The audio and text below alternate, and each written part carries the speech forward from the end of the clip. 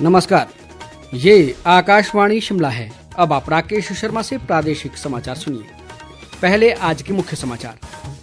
राष्ट्रपति द्रौपदी मुर्मू ने कहा, केंद्र सरकार पेपर लीक मामले की निष्पक्ष जांच और दोषियों को कड़ी सजा दिलाने के लिए प्रतिबद्ध। राज्यपाल शिव प्रताप शुक्ल ने कुलपति की नियुक्ति को लेकर कृषि मंत्री के बयान पर जताई नाराजगी, कहा नियमों के मुताबिक कार्य करेगा राजभवन। प्रदेश में 3 से 6 वर्ष की आयु के बच्चों के लिए प्रारंभिक बाल्यावस्था देखभाल व शिक्षा अनुशिक्षक योजना लागू करेगी सरकार। और राज्य में मानसून ने दी दस्तक, अगले 4 दिन अनेक भागों में भारी वर्षा का अलर्ट। अब समाचार विस्तार से।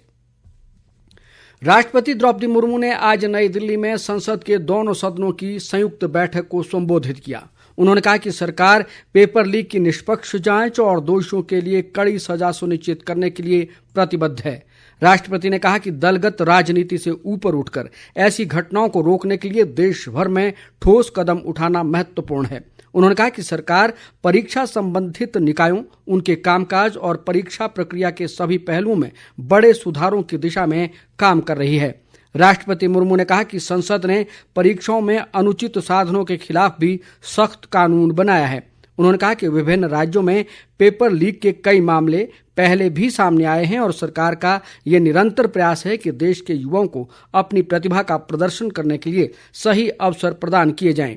राष्ट्रपति ने कहा कि चाहे प्रतियोगी परीक्षाएं हों या सरकारी भर्ती की प्रक्रिया, सब में पूरी पारदर्शिता और ईमानदारी की आवश्यकता है। राष्ट्रपति मुर्मू ने कहा कि जम्मू कश्मीर ने हाल ही में संपन्न लोकसभा चुनाव में रिकॉर्ड मतदान दर्ज कर देश के दुश्मनों को करारा जवाब दिया है। उन्होंने कहा कि जम्मू कश्मीर में वोटिंग का 1 दशक पुराना रिकॉर्ड टूट गया है।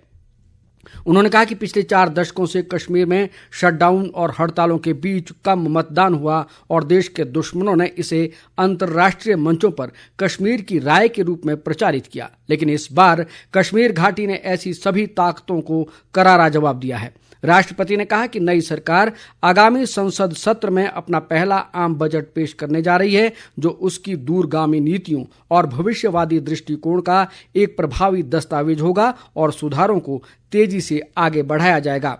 राष्ट्रपति ने कहा कि 10 साल में देश 11वें स्थान से उठकर 5वीं सबसे बड़ी अर्थव्यवस्था बन गया है। उन्होंने कहा कि देश ने महामारी और दुनिया के विभिन्न हिस्सों में संघर्ष के बावजूद ये उपलब्धि हासिल की है।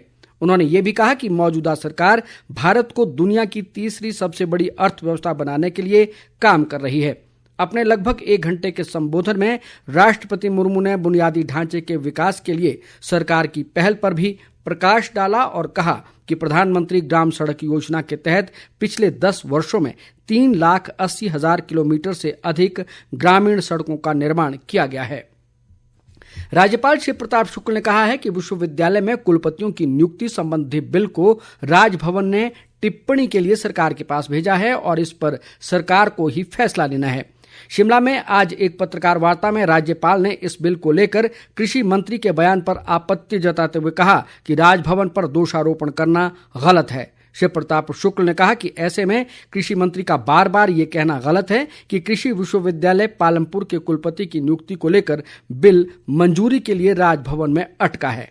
उन्होंने कहा कि नियमों के मुताबिक विश्वविद्यालय अनुदान आयोग, राज्यपाल और सरकार के प्रतिनिधि की सहमति से कुलपति की नियुक्ति होती है।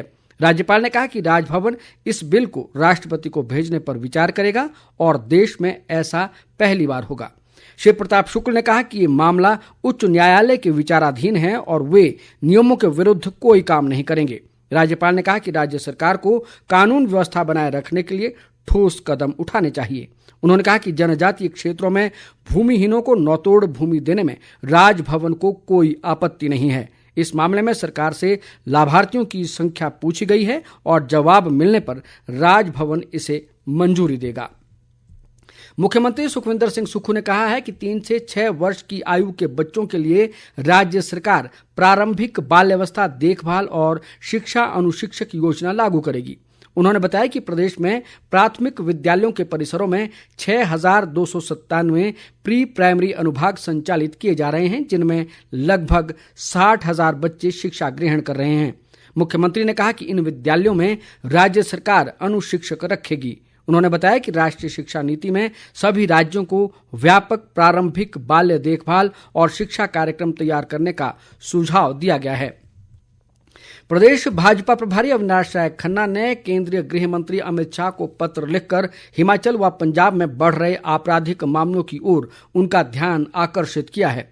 खन्ना ने कहा कि हिमाचल में पिछले दिनों कुछ शरारती तत्वों ने एक पंजाबी युवक की हत्या की, जबकि एक दंपति को बुरी तरह पीटा। ऐसी घटनाओं से प्रदेश में आने वाले पर्यटकों में दहशत का माहौल है।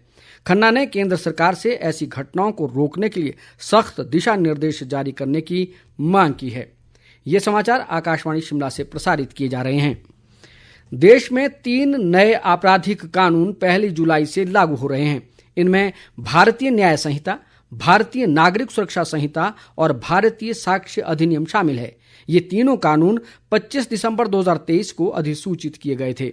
राष्ट्रीय विधि विश्वविद्यालय शिमला के प्रोफेसर डॉक्टर गिरिजेश शुक्ला और जुन्गा स्थित प्रथम सशस्त्र पुलिस वाहिनी के कमांडेंट रोहित मालपानी ने इन कानूनों के बारे में अपने विचार साझा किए।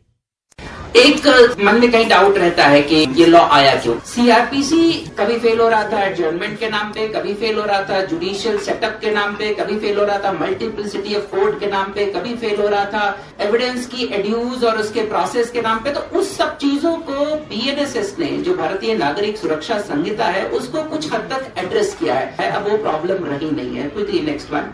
अच्छा, जो अप्रोच रहा है कि इसको कैसे चेंज किया जाए, क्या चेंज किया जाए, तो 5 तरीके के कुल मिला के चेंज किए गए हैं। कोर्ट के सेटअप में चेंज कर दिया, क्वांटम ऑफ पनिशमेंट को बढ़ा दिया, एग्रीगेट पनिशमेंट सिस्टम को बढ़ा दिया, पेटी ऑफेंसेस की रेंज को बढ़ा दिया।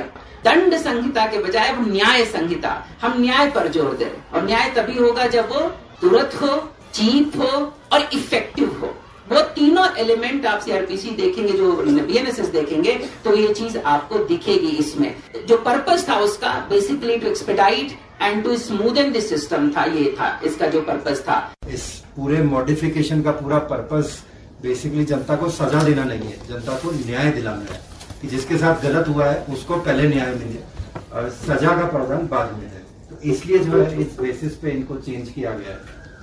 एक चीज जो है सबसे अच्छी की गई है वो है 0 FIR की, EFIR की। EFIR का प्रोविजन, 0 FIR का प्रोविजन ऑलरेडी CCTNS के अंदर है, हम करते रहे हैं, बट अब इनको जो है फॉर्मलाइज कर दिया गया है नए अधिनियम के अंदर। फिर कुछ सेक्शंस चेंज किए हैं, जैसे punishment for causing death by rash और नेग्लिजेंट एक्ट, जो पहले सिर्फ इसमें 2 साल की सजा थी, इसको बढ़ा के जो है 5 साल किया गया है। पर मेडिकल प्रैक्टिशनर जैसे डॉक्टर्स के लिए अगर उनसे कोई नेग्लिजेंट एक्ट होता है तो उसमें सजा का प्रावधान सेम रखा गया है। जो थेफ्ट की परिभाषा है इसको बढ़ाया गया है, जिसमें थेफ्ट है, गाड़ी की चोरी है या सरकारी संपत्ति की चोरी है या जो है किसी मूर्ति की चोरी है, इन सेक्शंस को जो है एक्सक्लूसिवली जो है इसके अंदर डाला गया है।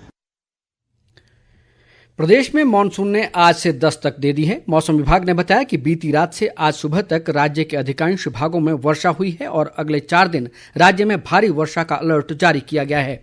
मौसम विभाग के अनुसार राज्य में मानसून 4 दिन की देरी के बाद पहुंचा है। पिछले वर्ष राज्य में मानसून ने 24 जून को दस्तक दी थी। आने वाले दिनों में भारी वर्षा की संभावना को देखते हुए लोगों को बढ़ती गर्मी से निजात मिलने की उम्मीद है। इस बीच भारी वर्षा की आशंका को देखते हुए प्रशासन ने लोगों से एहतियात बरतने और नदी नालों के समीप न जाने की अपील की है। राज्य पर्यटन विकास निगम के अध्यक्ष RS बाली ने कहा है कि राज्य सरकार निजी क्षेत्र के सहयोग से सार्वजनिक निजी साझेदारी प्रणाली के तहत पर्यटन क्षेत्र के बुनियादी ढांचे के विकास के लिए ठोस कदम उठा रही है। चंडीगढ़ में निवेशकों को आकर्षित करने के लिए आयोजित एक सम्मेलन को संबोधित करते हुए उन्होंने कहा कि हिमाचल में पर्यटन की अपार संभावनाएं हैं। RS बाली ने कहा कि राज्य सरकार पर्यटन के माध्यम से प्रदेश की आर्थिकी को मजबूत करने के अलावा युवाओं को स्वरोजगार के अवसर भी प्रदान कर रही है। उन्होंने कहा कि पर्यटन क्षेत्र में निजी निवेश को आकर्षित करने के लिए भविष्य में देश के अन्य स्थानों पर भी इसी तरह के सम्मेलन आयोजित किए जाएंगे। प्रधानमंत्री नरेंद्र मोदी रविवार 30 जून को आकाशवाणी के माध्यम से मन की बात कार्यक्रम में लोगों से अपने विचार साझा करेंगे। मासिक रेडियो कार्यक्रम की ये 111वीं कड़ी होगी। प्रधानमंत्री ने इसके लिए लोगों से कल 28 जून तक सुझाव मांगे हैं। लोग माईगोव ओपन फोरम, नमो ऐप या टोल फ्री नंबर 1945117800 पर रिकॉर्ड संदेश के रूप में अपने सुझाव भेज सकते हैं। अंत में मुख्य समाचार एक बार फिर। राष्ट्रपति द्रौपदी मुर्मू ने कहा, केंद्र सरकार पेपर लीक मामले की निष्पक्ष जांच और दोषियों को कड़ी सजा दिलाने के लिए प्रतिबद्ध। राज्यपाल शिव प्रताप शुक्ल ने कुलपति की नियुक्ति को लेकर कृषि मंत्री के बयान पर जताई नाराजगी, कहा नियमों के मुताबिक काम करेगा राजभवन। प्रदेश में 3 से 6 वर्ष की आयु के बच्चों के लिए प्रारंभिक बाल्यावस्था देखभाल व शिक्षा अनुशिक्षक योजना लागू करेगी सरकार। और राज्य में मानसून ने दी दस्तक, अगले 4 दिन अनेक भागों में भारी वर्षा का अलर्ट। इसके साथ ही समाचार बुलेटिन समाप्त हुआ। नमस्कार।